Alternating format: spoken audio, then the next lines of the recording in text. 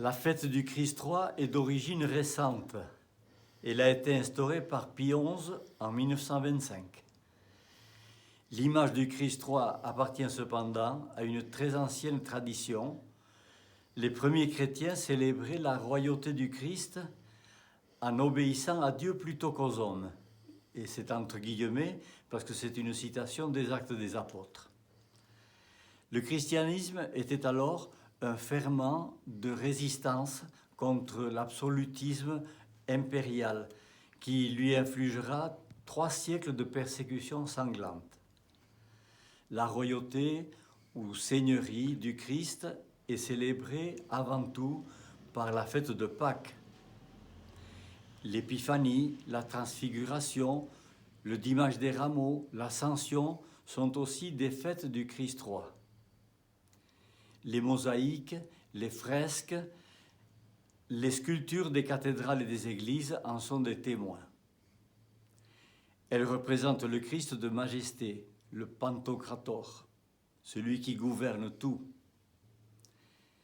Les textes liturgiques de ce dimanche sont loin d'une vision de puissance d'un Dieu empereur dont Jésus lui-même s'est nettement distancé. La couronne de ce roi, elle est d'épines. La croix, c'est son trône. Je vous propose un poème ou une prière de Charles Singer. Il revendique, le Christ, il revendique d'être traité à l'égard de l'homme. Il se dépouille lui-même de sa puissance. Il devient familier de la souffrance. Il prend la couronne humaine. Le voici, votre roi. C'est un seigneur d'humilité. C'est un serviteur. Il sent l'étable et la paille. Il ne possède rien. Pas même un tombeau. Il donne tout, même son corps et son sang. Le voici, votre roi. C'est un seigneur de pauvreté. Il se blesse à courir les ronces après la brebis salie.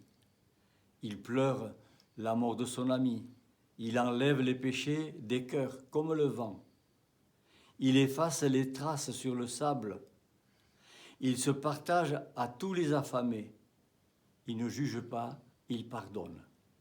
Le voici, votre roi. C'est un seigneur de tendresse.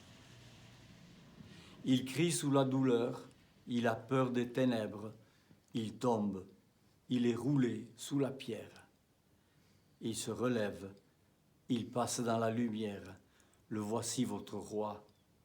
C'est un seigneur d'humilité, c'est un frère.